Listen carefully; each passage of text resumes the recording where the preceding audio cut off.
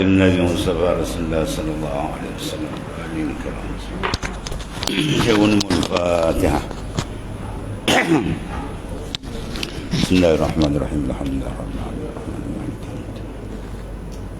إياك نعبد وإياك نستعين اهدنا الصراط المستقيم صراط الذين أنعمت عليهم غير المغضوب عليهم ولا الضالين آمين. حول ولا قوة إلا بالله حسبنا الله. Sahur bayar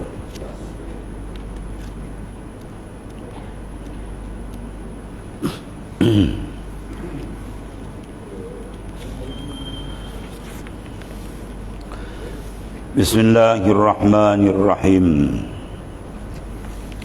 Qala mu'alif sallallahu sirrah ya talama fatatka al-akhiratu litahsil ad-dunya ma akbaha al-khawf bil jundi wa ma akbaha al-lahn bin najwi wa ma akbaha talab ad-dunya liman yuzhiru az-zuhda fiha.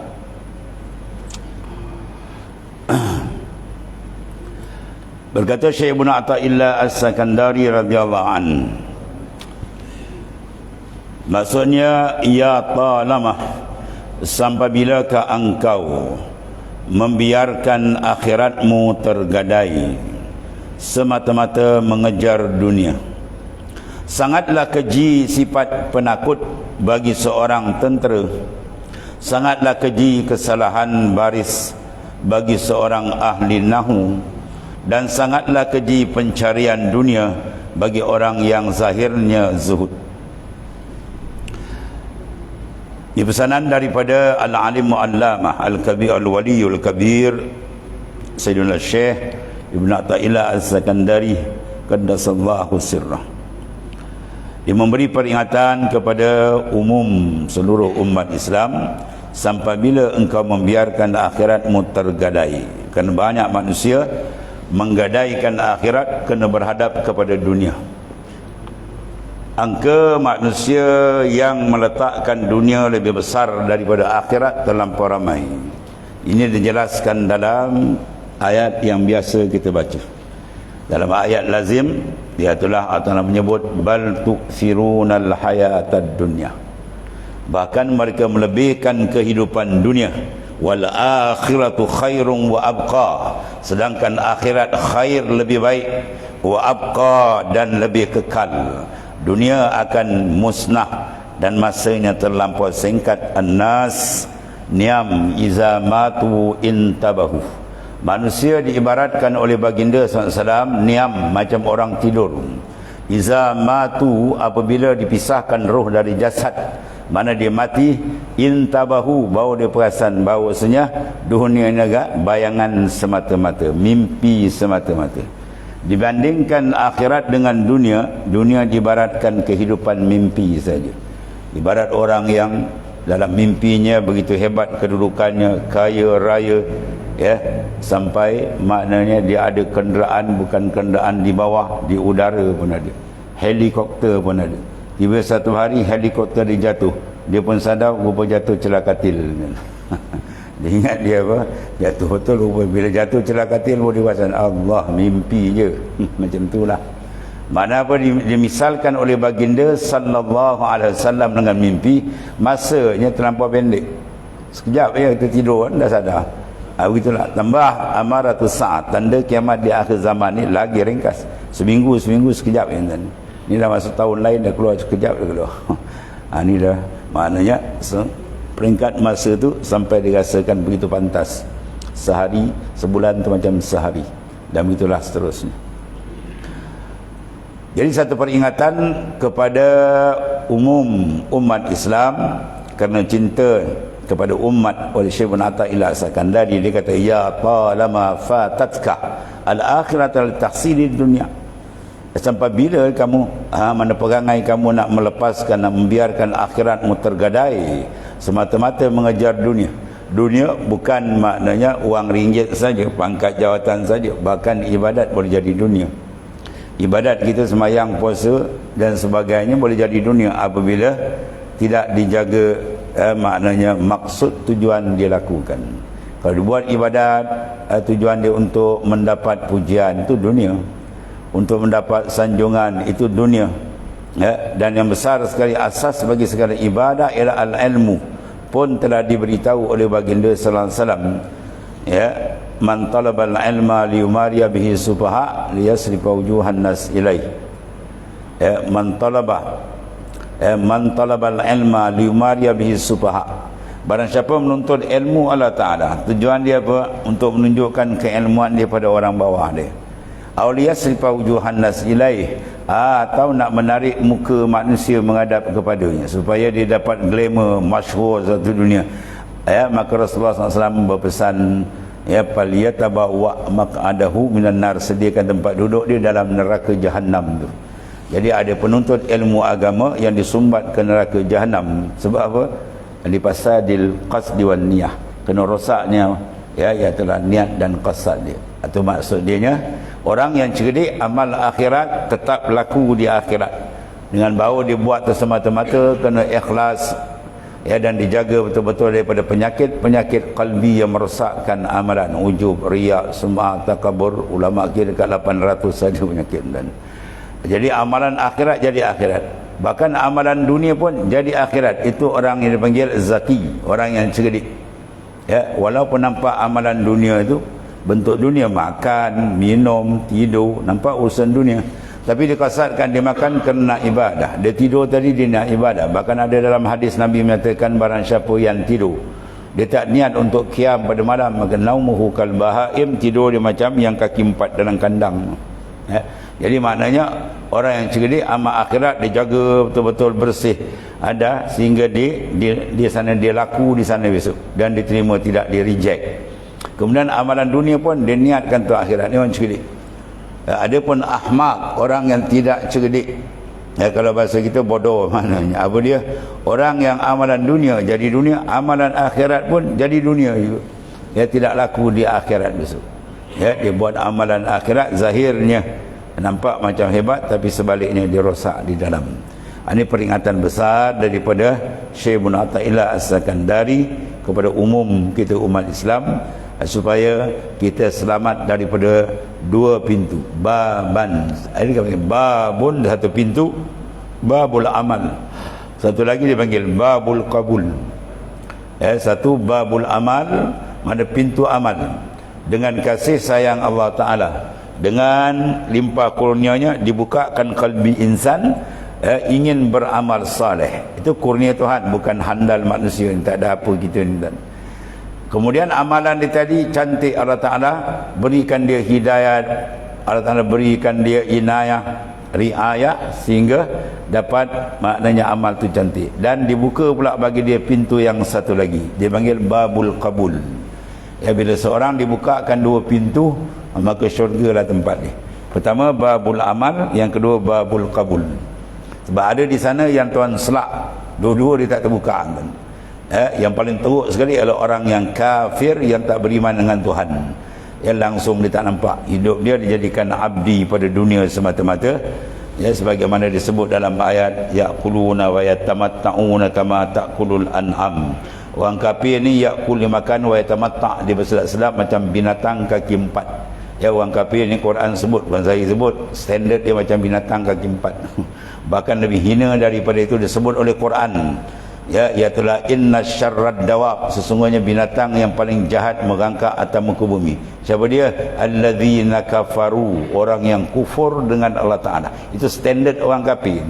Standard orang kafir itu Quran letak, bukan saya letak, Quran letak, supaya kita sedar bahawasanya standard orang beriman ni tinggi. Orang beriman yang telah angkat darajat dia. Ya, sebab tu kita syukur kepada Allah Subhanahu wa Ta'ala, dengan pertolongannya ada hidayah. Bil hidayah mahfuzun anil kufri wa syirk. Dengan adanya hidayah, petunjuk dari Allah Ta'ala, seseorang itu mahfuzun, dipelihara daripada syirik dan kufur, dengan bahawa dia dapat nikmat iman dan Islam. Satu. Yang kedua, dengan inayah, mana bantuan. Bil inayah mahfuzun anil kabair was sagair. Seseorang itu dapat mengelakkan diri daripada dosa yang besar dan kecil, Dua. Yang ketiga yang paling besar itulah ar-riayah. Apa riayah? Pemeliharaan. Bir-riayah mahfuzun anil ghafarat wal khatarat. Dengan ada riayah bantuan, ya, ataupun dipanggil riayah pemeliharaan daripada Ta'ala, selamat insan tadi daripada kelalaian, dengan bahawa qalbi dia sentiasa hudur ma'allah, ya, duduk bangun dia sentiasa dengan mengingati kebesaran Allah Subhanahu wa Ta'ala. Kemudian Tuan Pengarang sebut di sangat keji sifat penakut bagi seorang tentera. Kalau dia tentera tiba-tiba dia penakut, tuan, ya, dia nak berperang dia takut, suruh jalan dulu. Tapi masuk tentera, keji now orang panggil, ya, sebab tentera Islam yang dididik oleh Rasulullah sallallahu alaihi wasallam, sikap dia macam mana, tuan? Dia biasa dulu kan, dia kalau berperang dia berdepan. Perang sekarang ni perang penakut. Dia kirim bom jauh. Lepas tu guna pula Amerika bom-bom yang tak dibenar oleh dunia pun dia guna, tu zalim dia. Sebab dia kata syarat dawab, binatang paling jahat atas dunia ni orang kafir. Dia sendiri buat hukum, dia sendiri langgar. Ya, zalim dia. Ada perang sekarang, kirim bom. Perang dulu tak ada. Perang dulu dia berdepan betul. Dan ketika mereka ni berdepan, masing-masing akan mengeluarkan slogan dia.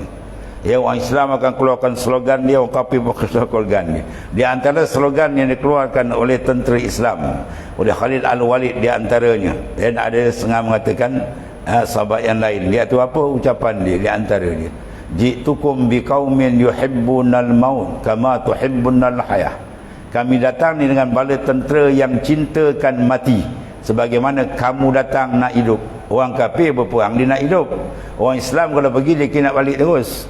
Bila kata syahid aja, yadkhulunal jannah bighairi hisab, dia masuk syurga tanpa hisab. Itu ketawaran besar daripada Rasulullah sallallahu alaihi wasallam.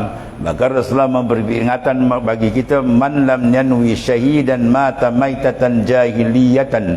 Barang siapa yang tidak ada qasad dan niat untuk syahid pada jalan Allah Ta'ala, maka mati dia macam bangkai jahiliyah. Itu Rasulullah letak tu, ya. Tuan-tuan, kita fikir, ya, kita berjuang mati, tak berjuang mati tak? Kita beramal mati, tak beramal mati tak? Kita taat pada Tuhan mati, tak taat Tuhan mati tak? Mati, semua mati. Mati tak ada campur boleh lah. Dia nak mati, dia mati, dia tak nak mati. Dia mati, dia lupa mati, dia buat lupa, dia mati kan. Semua akan mati. Persoalan dia bila mati, dia mati yang terbaik. Al-ibra bil khawatim. Kiraan manusia ke syurga di ujung umur. Ketika dia hembuskan nafas akhir dia, itulah catatan untuk dia ke syurga atau sebaliknya. Sebab ada di antara manusia, dia dengan syurga tu Nabi kata tak ada illa zira'. Satu hasta je, dekat sangat tu. Dia beramal cukup hebat, tapi akhirnya mendakwa dia oleh takdir, terpusing ke akhir. Akhirnya terjun masuk neraka wal'ayazabillah. Dan ada kumpulan yang dia dengan neraka tu tak jauh lah, dekat dia. Dia punya maksiat tu teruk sangat sampai dibandingkan neraka dengan dia macam sahasta, dekat sangat. Tapi ujung umur dia berpusing. Dia bertaubat sungguh, akhir dia masuk syurga. Ada macam tu. Lepas tu dalam Quran ada 4 jenis manusia disebut oleh baginda SAW. Ada mereka yang awal dia cantik, akhir pun cantik. Allahumma ja'alna minhum. Mudah-mudahan kita di golongan tu. Awal beriman dan akhir dia pun beriman. Dan ada yang kedua, awal dia rosak, akhir pun rosak. Awal dia tak Islam, akhir dia pun kafir wal'ayazabillah. Dan ada yang awal dia cantik, ujung dia rosak, yang kita takut. Dia ujung dia pusing. Dan ada yang awal dia rosak, ujung dia cantik pun dan benda ni sentiasa berpusing. Sebab tu dalam mazhab Taus, dia mewajibkan kita membaca qabla salam, ya muqallibal qulub tsabbit qalbi ala. Ada mazhab kita Syafi'i sunat kita baca, ya, ya muqallibal qulub, wahai Tuhan yang membalik-balikkan hati, tsabbit qalbi ala dinik, pertetapkanlah hatiku di atas agama engkau. Sebab tu Imam Ghazali sebut al-qalb la yusamma al-qalb illa bitaqallub. Hati itu tak dinamakan hati melainkan dia cepat berbalik. Hati kita ni dia punya berbalik laju, dia kata Hujjatul Islam al-Imam al-Ghazali, lebih laju daripada didihan air yang kita jerang. Ya, kita jerang air kan, bila dia mendidih itu laju tak? Laju kan, laju. Kalbi kamu lagi laju, kata Hujjatul Islam. Lepas tu kita kadang mengalami benda ni. Kadang-kadang kita buat ibadat rasa sedap, rajin, ringan. Kadang-kadang dia berat macam mana, macam batu kan ni. Dia berpusing-pusing tu. Itu maksudnya. Sebab tu wajib bagi kita memberi pemantauan. Ya, sentiasa pantau ke mana kalbi kita ni. Setiap saat fi kulli lamhatin wa nafasin. Ya, tiap-tiap lamha kelipan mata, wa nafasin, tiap-tiap nafas kita pastikan kita duduk betul-betul di atas ril kita, la ilaha illallah Muhammadur Rasulullah. Ya, mana tuntutan uluhiyah, maknanya kita betul-betul bertuhankan Allah Ta'ala dan bernabikan Nabi besar kita Muhammad sallallahu alaihi wasallam sebagai contoh. Itu maknanya. Nabi mendapat mandat besar, wa ma atakumur rasul fakhuzu wa ma nahakum anhu fantahu. Apa sahaja yang dibawa datang oleh baginda sallallahu alaihi wasallam hendaklah kamu terima pakai, dan apa yang dilarang hendaklah kamu tinggalkan. Sebab kejayaan dunia akhirat duduk di bawah dua perkara itu: melaksanakan yang diarah oleh Allah Ta'ala dan dibawa oleh Rasulullah SAW, dan itulah meninggalkan benda yang dilarang. Maka sangat keji kalau seorang tentera, prajurit tentera, tiba-tiba dia penakut. Itu dipanggil apa tuan? Tak saya kira lah tentera dia kena apa, gagah, berani. Tapi tunggu saya cerita, ada cerita yang kelakar juga tuan ni. Kalau tentera perempuan ni lain sikit. Masa dia berkawat tu, bukan main hebat dia tengok ya. Kalah orang lelaki. Tapi bila dia tinggalkan di tengah hutan seorang, dia menangis dan menjerit. Atau sifat naluri perempuan tu lari. Dia duduk dalam hutan seorang, dia menjerit. Lelaki tak apa. Sebab tu dia kata kalau dalam rumah, ni tunggu saya cerita lah. Bila dengar sebut dia pencuri datang, orang lelaki macam tu. Kalau tak ada boleh cari kayu kecil apa ke, parang ke apa kan, dia orang perempuan dia berkumpul ramai-ramai. Itu naluri dia kan. Nak ceritakan sini tak sahagianya dia sebagai tentera dia ada sifat penakut, itu dia panggil keji sangat. Dan keji sangat baris sebagai seorang ahli nahu.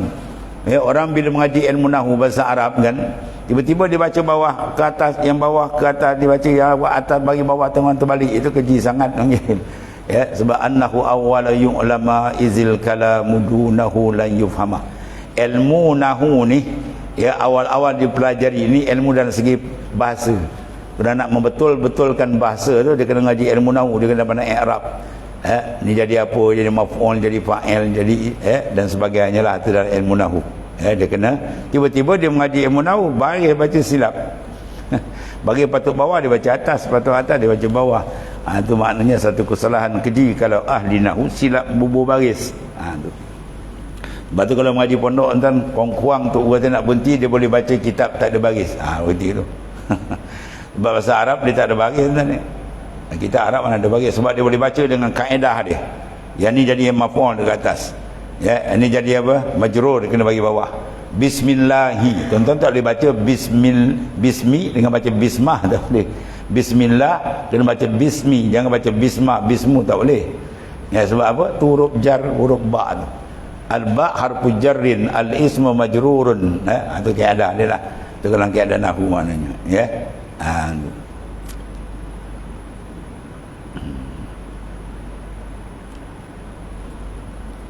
Habis. Jadi orang baca nahwu dia kena apa? Baris kena pastikan betul, jangan tersilap.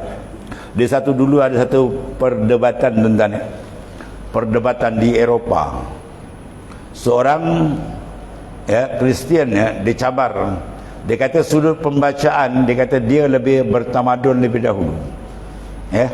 Jadi orang lain, ulama-ulama lain pakai tai senyap tuan. Orang cabar kita dia senyap. Bangun seorang maulana daripada India, dia pakai kain pelikat tuan. Dia naik atas pentas tu, tidak dia kata. Sebenarnya pembacaan yang lebih bertamadun ialah Islam, bukan kamu.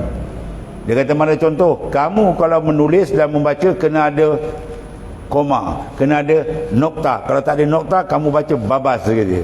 Betul? Betul lah kami Islam tak payah nokta, tak payah koma, tak payah baris, kami boleh baca sebab kita ada kawaid. Kita ada kawaid Arabiah, nahwu sarab boleh baca. Terus TKO dengan kami tak ada baris boleh baca. Kamu nak baca kena ada titik, bongkang titik, pung kena ada koma kan, titik macam-macam, barulah kamu baca. Kami tak ada. Kami baca yang ni mubtada, yang ni khabar, ini insyartiyah, dia ada jawab syarat dan sebagainya lah, atau dalam keadaan Arabiah.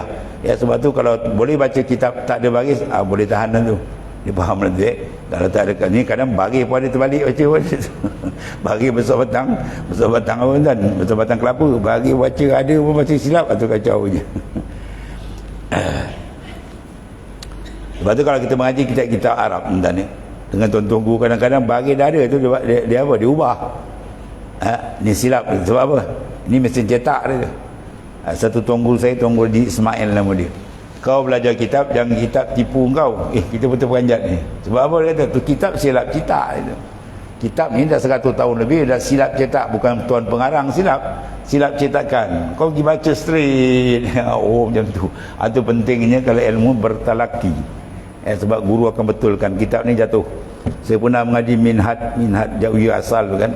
Oh banyak tu kan, kalau potong kat sebaris satu muka potong. Dia tengok Arab, tengok rupa tak ada. Lepas tu bila kata benda tu silap cetak, kita pergi baca juga, tak datang masalah. Mana pening, rupanya silap. Bukan silap pengarang, silap mesin cetak. Sebab perlunya ada kaedah. Jadi kalau orang nahu tiba-tiba bagi baca, silap juga bagi ke bawah kata tengah langgang, keji sangat. Itu maksudnya. 2 dan ketiga sini sangat keji pencarian dunia bagi orang yang zahirnya zuhud. Zahir nampak dia zuhud dengan pakaian dia, dengan macam orang zuhud betul, tapi dia cari dunia. Apa dunia situ? Dia cari pujian orang. Biar orang kata wah dia ni zuhud betul, wah dia ni wara'. Dalam qalbi dia ada manusia, maka orang dia panggil sangat keji. Sebab tidak layak kita bubur dalam qalbi kita makhluk. Yang kita nak ialah letakkan Allah ma fi qalbi ghairullah. Lalu kita baca kan, itu kalam popular tu. Kadang buat dalam nasyid pun ada hasbi rabbi jalallah ma fi qalbi ghairullah. Itu kalam Syekh Abdul Qadir Al-Jailani, yang antara guru bagi Imam Ahmad bin Hanbal. Imam Ahmad bin Hanbal imam mazhab, di antara guru dia adalah Syekh Abdul Qadir Al-Jailani radhiyallahu anhu. Hebat kan ni. Jadi apa yang nak sentuh di sini? Kekejian besar bila seorang tu terkeliru. Zahirnya cantik tapi dalamnya rosak. Di antara kerosakan insan apabila dia memfokuskan ilmu zahir saja, sedangkan batin tempat tengok Tuhan dia tak ambil kisah. Man lam yataghalghal bihadhil ulum mata musirran 'alal kaba'ir wa huwa la ya'lam. Barang siapa yang tidak memberikan tumpuan pada ilmu pembersihan ruhani yang telah diajar dalam Quran dan hadis Rasulullah SAW, maka mata musiran alal kabair, dia mati dalam keadaan mengekalkan dosa yang besar-besar. Wa huwa la ya'lam, padahal dia tak perasan. Yang kita ambil riak ya tuan-tuan, riak itu macam mana dia masuk, macam mana kita nak blok dia, macam mana dia punya punca datang. Macam-macam tu ulama kaji, bukan senang. Terus saya kata kita ni orang awam, anak lah yang jahil bodoh ni. Ulama besar yang nama dia dalam kitab, dia menceritakan pengalaman dia. Syekh Hasan Al-Basri, ulama besar, ulama tabi'in, yang pernah diaku keilmuan dia oleh Sayyidina Ali karramallahu wajhah. Sayyidina Ali ketika dia menjawab jawatan khalifah, dia buat spot check mana-mana masjid suruh mengajar, dia panggil orang tu. Oleh kerana engkau membawa agama Allah, aku nak tanya 2 perkara je. Kau boleh jawab, kau terus. Ini bagi tauliah terus lagi. Kalau ni kau tak boleh jawab, stop. Jadi ketiga giliran si Hasan Basri, Imam itulah khalifah yang keempat Sayyidina Ali karramallahu wajhah menyatakan, oleh kerana kau mengajar ilmu Allah Ta'ala, sekarang aku nak tanya 2 perkara. Apa yang menyelamatkan agama Allah? 1. Yang kedua, apa yang menjahanamkan agama Allah? 2. Tu jawab. Kalau kau tak boleh jawab, stop, tak payah mengajar lagi. Lalu si Hasan Basri jawab 2 batang je. Yang menyelamatkan agama Allah ialah al-war'u, sifat kewarakan, dan yang menjahanamkan agama Allah ialah at-tam'u, sifat tamak. Jawapan dia ni aku nak, kata Sayyidina Ali. Sebab Rasulullah menyatakan al-war'u hasan walakin fil ulama'i ahsan. Sifat warak itu elok, warak zahir dan batin elok, tapi pada ulama terlebih elok. As-saha hasan, sifat pemurah elok, tapi walakin fil agniya'i ahsan, pada orang kaya lebih elok. Nak buat masjid kan, kutip derma 10 tahun tak siap lagi, suruh bagi seorang 50 sen. Datang jutawan 3 orang, dia tak ambil 2 juta ni 2 juta, orang tak ambil setahun dah siap. Maksud dia apa?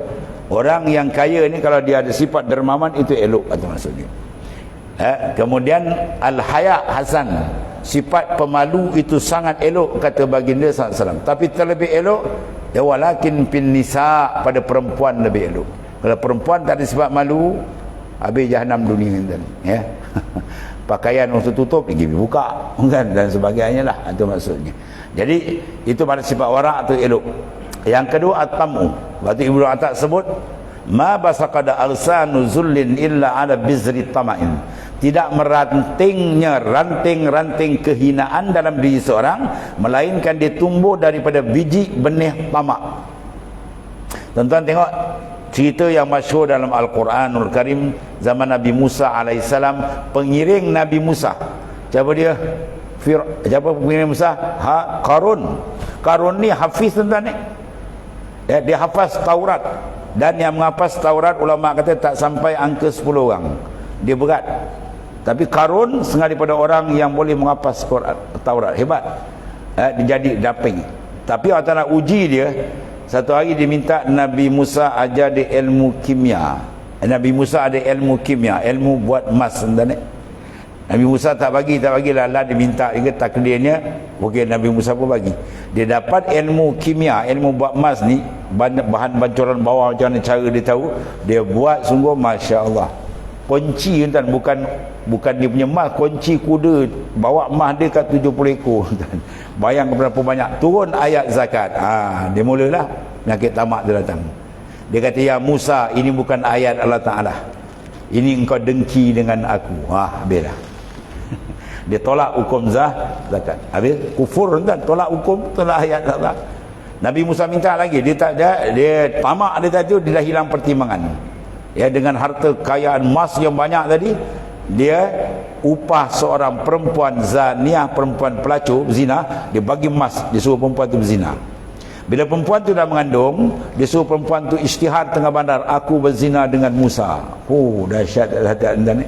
Ini dia kata agsan nuzlin. Agsan al-ghusnun makna ranting. Dia ranting-ranting kehinaan tu, dia terbit mana? Daripada biji benih tamak. Bila tamak ibarat sebatang pokok, lepas pokok dia keluar apa? Dahan. Lepas dahan yang banyak keluar ranting. Ranting kehinaan itu berpunca mana? Sifat tamak.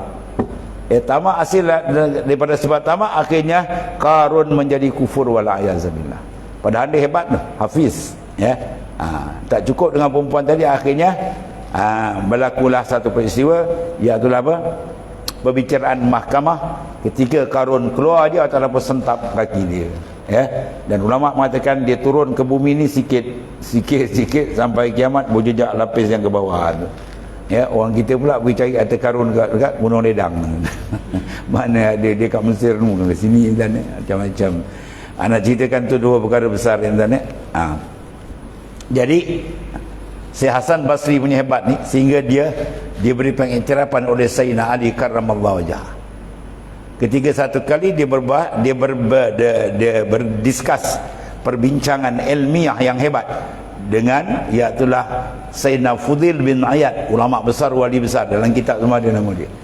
Jadi ringkas cerita, dia pun mengadakan muzakarah. Bila muzakarah, tokoh ulama besar, wali besar, dua-dua ni kan, tentulah masalah dia hebat-hebat. Habis sahaja majlis, salah seorang daripada dia menyatakan, alhamdulillah, sangat hebat hari ini, seronok saya. Seorang lagi kata apa? Tidak. Yang seorang lagi kata tidak. Dia kata, limaza, kenapa tidak? Dia kata, kan kita bahas ilmu betul.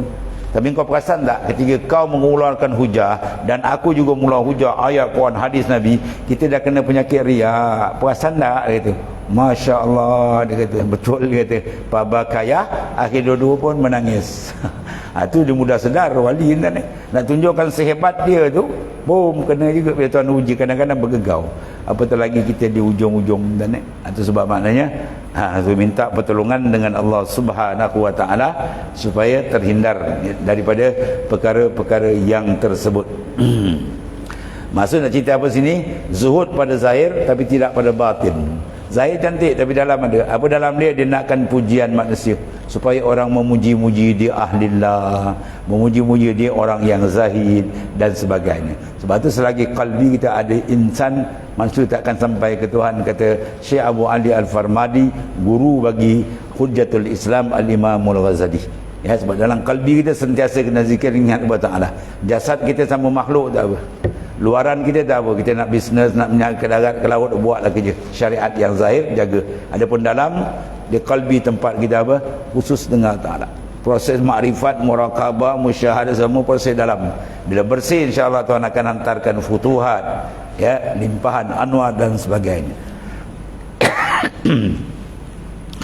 Dan satu lagi kata Tuhan pengarang, laisar rajul man yurabbika labzuh wa innamar rajul man yurabbika alla lahzuh. Beza antara labzuh dengan lahzuh. Yurwa an Syekh Abi Al-Abbas Al-Mursi radhiyallahu anhu qala idza kanatil sulhufah apa dia, penyu tadi, turabbi afrakhaha bin nazar, fakadzalika syaikhun yurabbi muridahu bin nazar lianna sulhafah ya tabidu fil bar wa tatawajjahu ila janibil nahr wa tanzuru ila bidhiha fayurabbihumullahu subhanahu wa ta'ala laha aliha bin nazariha ilaihim. Maksudnya bukanlah seorang lelaki, rijal itu maksudnya di kalangan para awliya sebagai rijalullah, orang yang mentarbiah engkau dengan kata-kata. Ya, bukanlah mentarbiah hanya dengan lisan, tidak, ya. Sesungguhnya sebenar-benar lelaki orang yang mentarbiah engkau dengan lirikan matanya. Dia untuk tua dulu ada kan, ya, dia kalau jeling je anak tawani kan, ya, dia jeling dengan apa panggil, ekor mata, ya. Sebab lepas dia jeling tu budak ni memang kena belasah balik. Ya, jaga adab kan, bila tetamu datang, ya, budak ni bising kan, dia jeling je balik, memang kena kan. Lain kali bila dia jeling, budak tu lari tak main. Budak sekarang kita jeling, dia sama bapak dia balik. Bapak nak apa dia? Bapak nak apa dia tanya. Sebab bapak tak kerti jeling. Orang dulu dia jeling je ni. Ni. Itu kalau mak anak dengan bapa dengan anak, ini antara murid dengan mursyid lagi. Dia jeling tu jeling makrifat dia tuan-tuan. Dan diriwayatkan daripada Syekh Abul Abbas Al-Mursi, guru bagi Syekh Ibn Athaillah As-Sakandari radhiyallahu anhu, guru pengarangnya. Dia kata jika seekor penyu mentarbiah telur-telurnya dengan pandangannya, ya, dia dah telurkan penyu tu, dia tenung di telur dia pun turun ke laut, ya, sampai masa Allah bagi telur dia cantik menetas dan sebagainya. Apa maksud dia ni? Maknanya bukan sekadar lisan, tetapi tenungan mereka itu penuh dengan apa? Doa. Itu kita nak. Sebab tu dalam keadaan sufi, dia nak kita rapat beradab dengan mursyid supaya kita ni ada dalam qalbi dia. Dan bila ada dalam qalbi dia, ada sentiasa menenung kita dengan tenungan, membuka, iaitulah, ya, doa dia, faid, limpahan dan sumpamanya. Itu keadaan dia itu, ya. Jika seorang penyu mentarbiah begitu, maka pandangnya begitulah, kata Syekh, mentarbiah muridnya dengan lirikan pandangannya. Kerana seekor penyu bertelur di darat kemudian akan turun semula ke tepi sungai dan memerhatikan telur-telur dari sungai.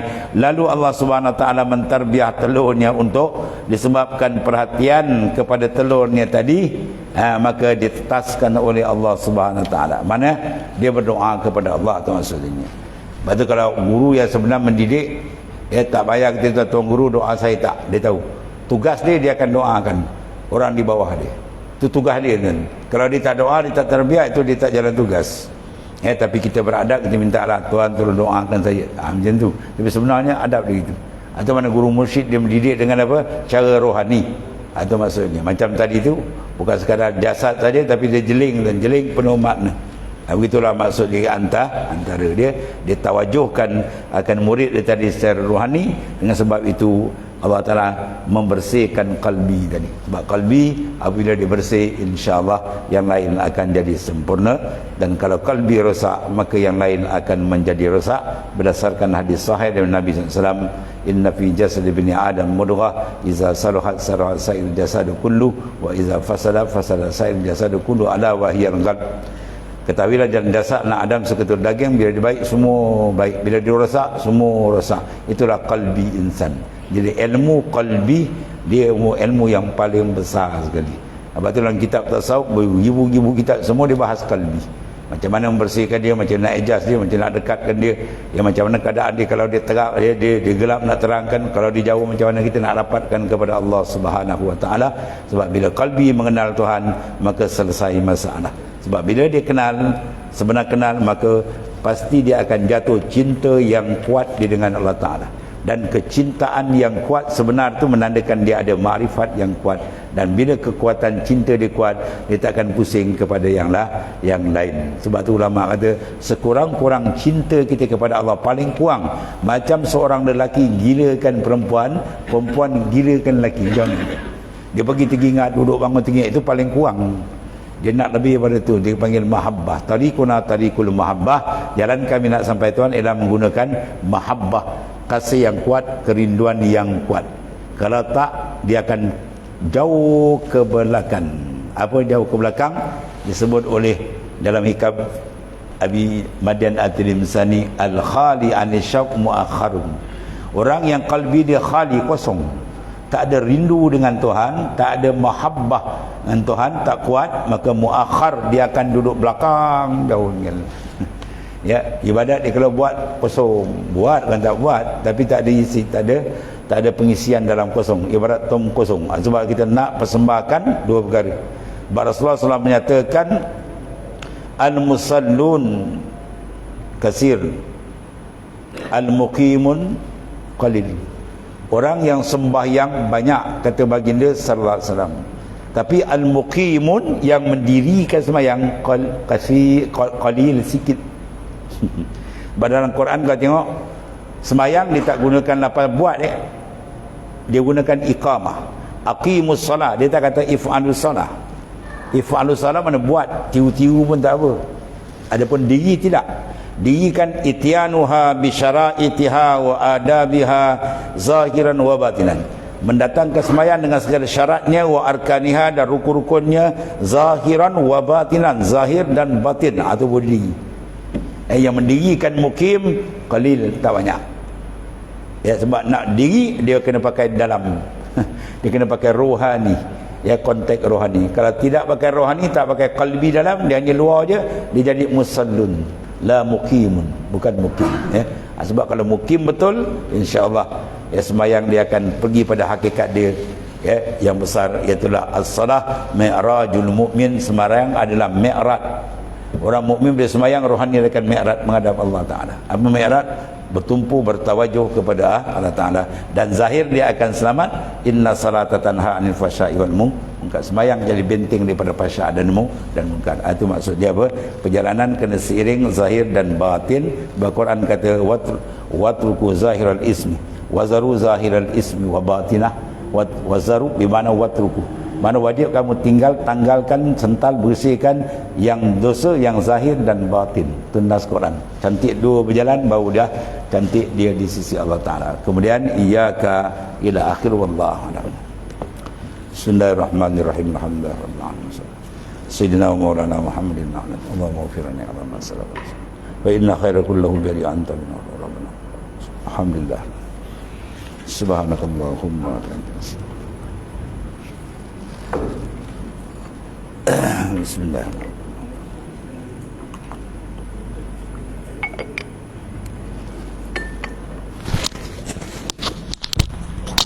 Allah.